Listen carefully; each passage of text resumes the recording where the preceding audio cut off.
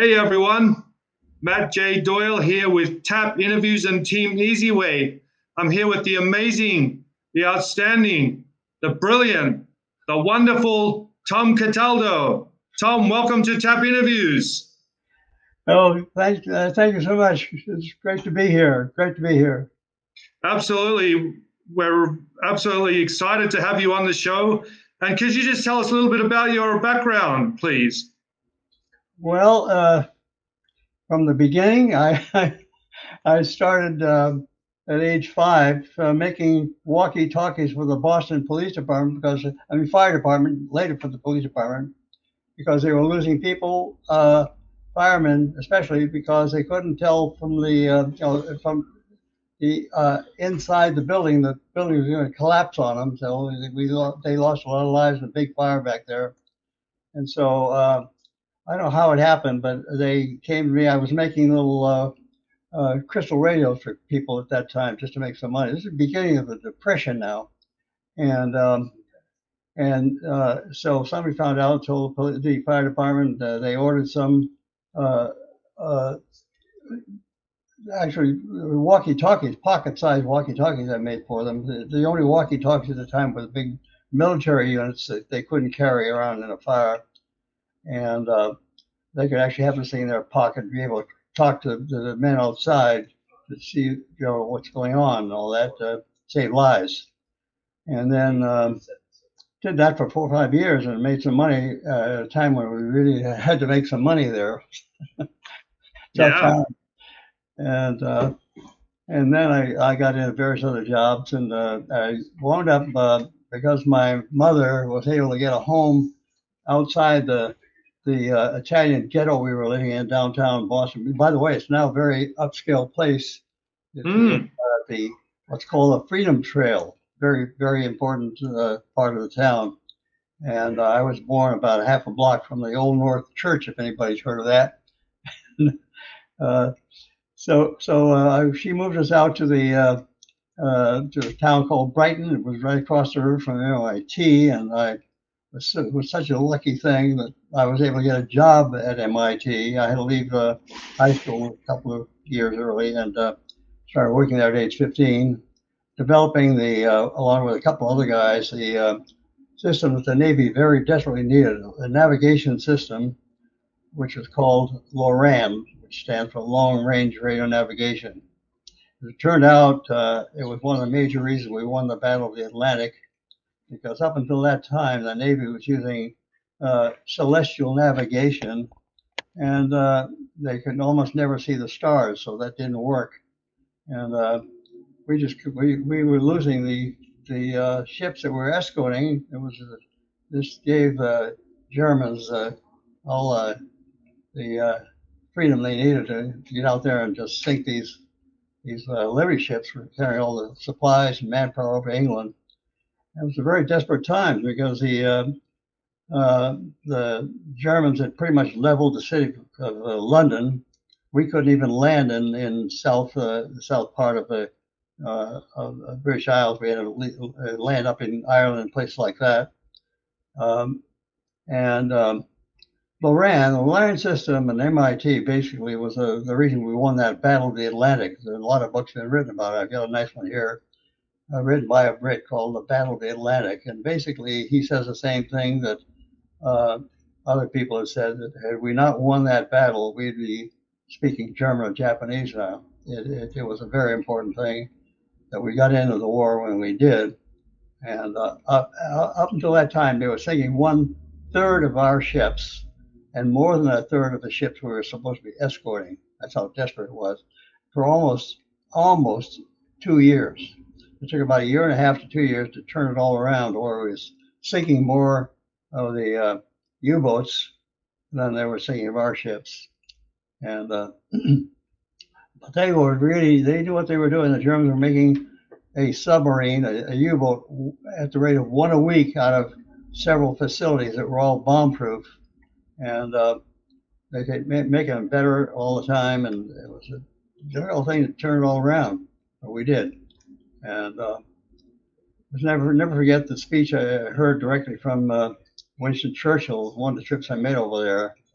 where he thanked us for escorting most of the ships over that day, and it was a thrill. It was memorable Wow.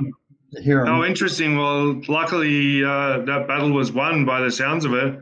So, how does it feel to be a former U.S. Navy veteran? Well, it was a very lucky thing that all that happened.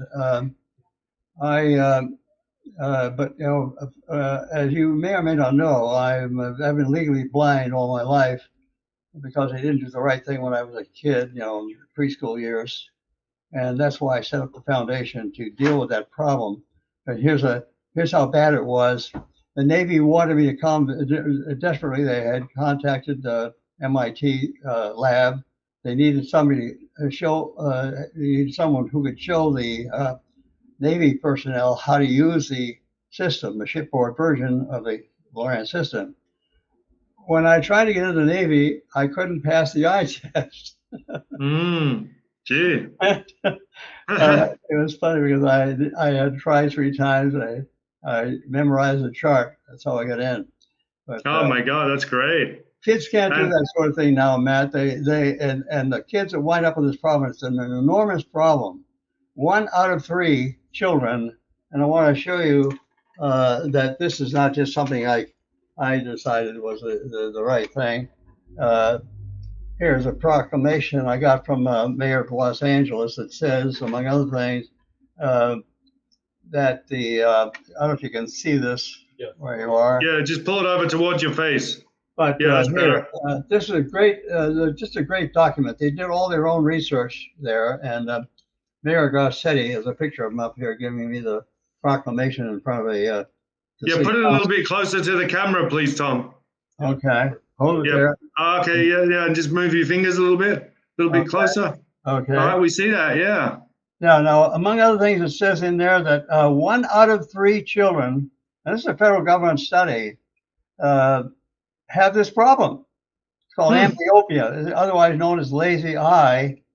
And only not lazy, it's blind eye after age 4 or 5, age 4 or 5, if it isn't detected and treated before that. And it's unbelievable and unforgivable. We let that happen to kids here. Millions of them every year. If you do the math on this, out of the 5 or so million people that start life here, 1/3 of them, 1/3 of them, about 1.5 million kids every year go down the same road. Only they're not going to be as lucky as I was. They will not ever get hired by anybody. Who wants to hire?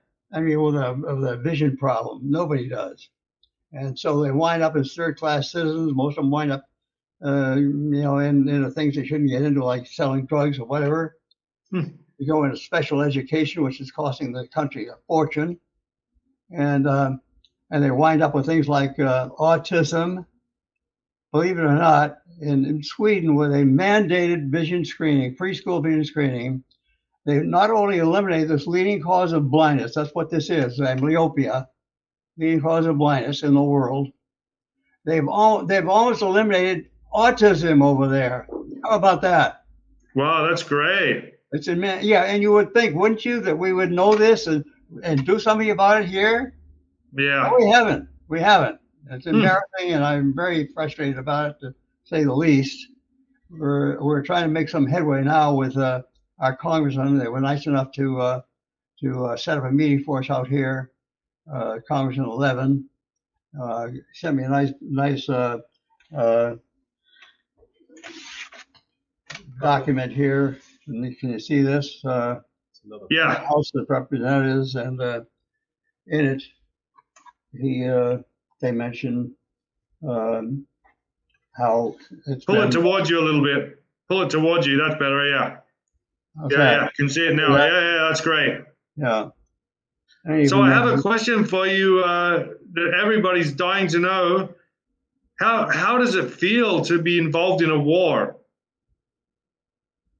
Not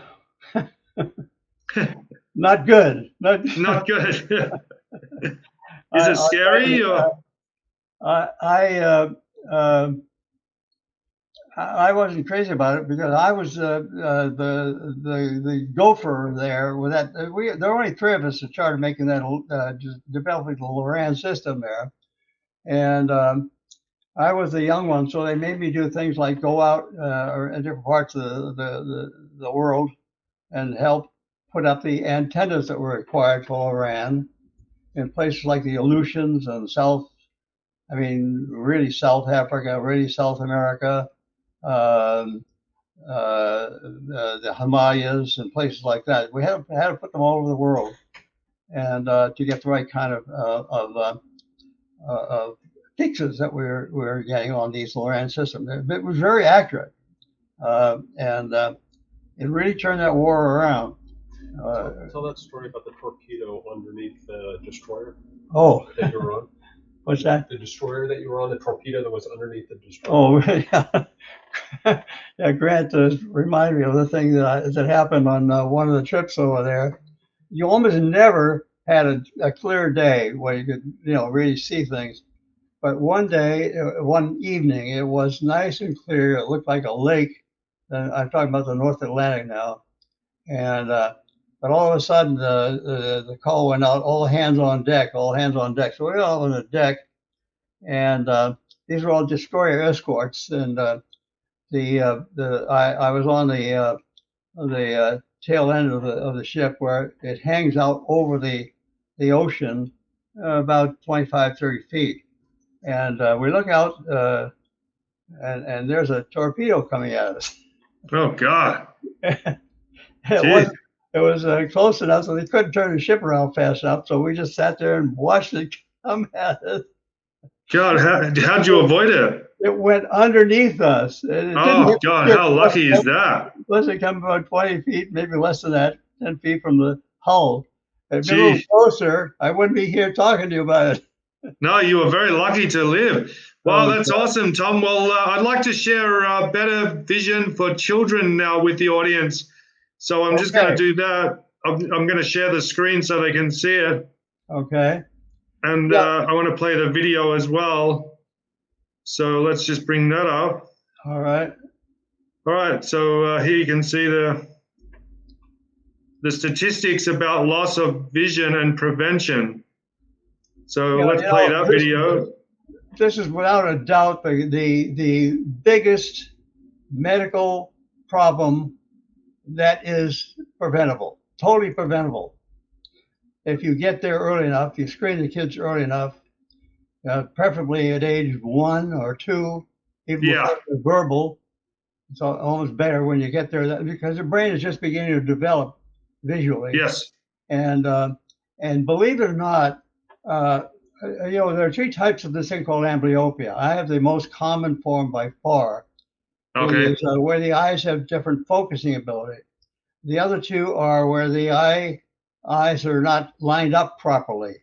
I'll tell you how crazy all this is. One of our kids had that problem. It's called strabismus, where the eyes don't line up. And it has to be, it can only be corrected by surgery on the muscles of the eye. Unfortunately, most kids never get there. As you've seen with the LA proclamation, very rare, very rare. All right, let's play this video. It sounds like Matt, I want to mention the 3rd type, which is the worst of all, where there's a tumor on the eye, on the retina of the eye. This is fatal. By age 3 or 4, it's almost fatal, always. Okay. And here in this country, the death rate is about 86% of the kids that have that die. Overseas, they all die because they don't have the infrastructure. And it's really sad because, I went to tell you, the type of amblyopia I've got, I want to tell you briefly, it doesn't require surgery. All it requires is that you put a patch over the strong eye to make the weak eye work. Now, if you do that when a child is only 6 months old or a year old, it cures that problem. Again, this kit that we have now, which we provide free to the public through sponsors. This kit that costs a sponsor as little as $3.50, believe it or not, Gee. detects this problem and also solves that problem that I have. The problem where the eyes have different focusing ability. How? Well, you take the same patch that you use to detect the problem and you put on a strong eye. And when a child is only 6 months or a year old, it cures the problem in about 2 weeks. Gee, that's amazing. Yeah. If you wait until age 3 or 4, it takes months. Okay, so you got to get it early. Let's play this video now without further ado. Okay, go ahead. Here, just give you a couple of statistics. The federal government, there are 3 of them. But here's one of them is that 1 out of 4 children, imagine this, in this country, and it's worse in most other countries. 1 out of 4 children, quoting word for word, start school with an undetected vision problem that will, not may, will affect their ability to read and learn. What's more important than that other than food? Now here's another couple since it's the same federal government, the United States government come up with these numbers. They tested visually impaired children after they've gotten to the point where they're getting out of school into the job market. The problem is they don't get out of school. They don't graduate. The dropout rate is more than double for visually impaired children than for normally sighted children. More than double. And the other grim statistic is that when they get into the job market, only 29% of the visually impaired children in the United States, that's a banana republic, are competitively employed. I'm using their words, competitively employed. 29%. The rest of them are getting some kind of dole from the government or they're on disability or whatever. Horrible, horrible, horrible. Wow. And there's some other videos on the site as well. So you just need to go to bettervisionforchildren.org, right, Tom? Right. Yeah, that's a powerful video. And there are, as I said, there are other videos on there as well. I suggest you all go to that website, check it out, and watch those videos. And that one was very good, like very short, to the point, and concise. So good job, Tom. Matt, before I leave the scene here, I would like to just, if you don't mind, offer to get a home vision test kit. I'm getting a patent on it now. There's nothing like it out there. It enables the parents for the first time ever to check the vision of their children professionally at home. And to do exactly what an ophthalmologist, not an optometrist, an ophthalmologist does, which is to check one eye against the other eye. If there's a difference, there's a problem, which could be fatal and almost always results in the child being legally blind, like I've been all my life.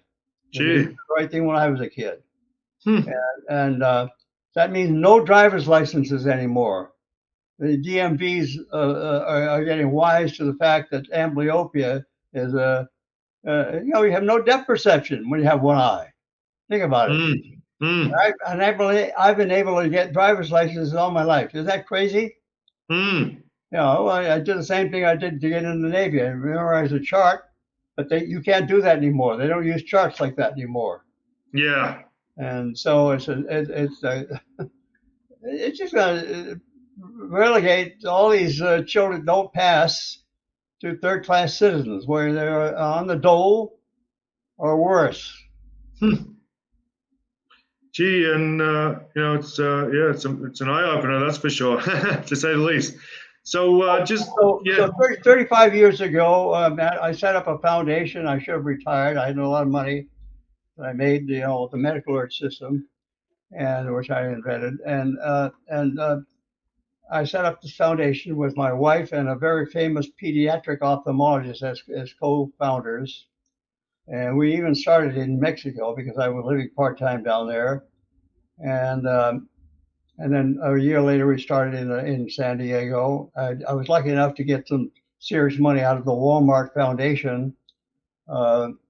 And the reason we kept screening kids there for 30 years, almost 500,000 of them over in all the Walmart stores in that part of the country was because we kept bringing business into the stores. Mm. And there's a letter on the website from one of the optometrists. They were all optometrists there at Walmart's, where he says, "Oh my God, you doubled my business when you came in here, and you brought the media in here." The other day, we brought the mayor of San Diego in there also. We brought a congressman in there for photo ops. They loved it. And now we're going back into Walmart with the home vision test kits because it's, with the same amount of money we get from anywhere, we can have thousands of children screened at home by their parents, with the sponsors giving out the kits free of charge, always free to the public.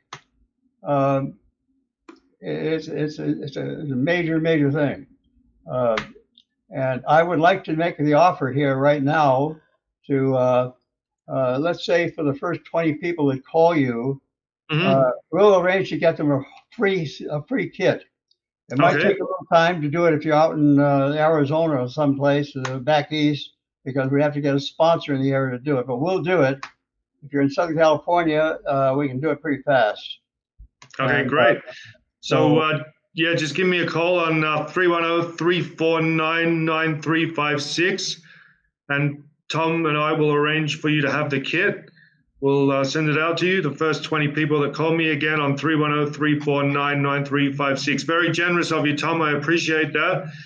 And I might mention that we'd also like to get some sponsors, more sponsors. I've got about 15 of them out here in Southern California, all kinds of businesses, small businesses, restaurants, and places like that. But certainly anybody listening to this out in Chicago or some other place where we don't have representation, we'd like to get a sponsor business that would get the kits from us at this ridiculous price and give them out free to the public. They'll always get more business as a result of doing that, always. Awesome, Tom. That's fantastic. And I just wanted to take a quick minute to thank our sponsors: EasyWayNetwork.com, BETV, EasyWay Wall of Fame, EasyWayWall.com, EasyWay TV, Roku, Amazon Fire TV, and Apple TV, and of course EasyWay.tv.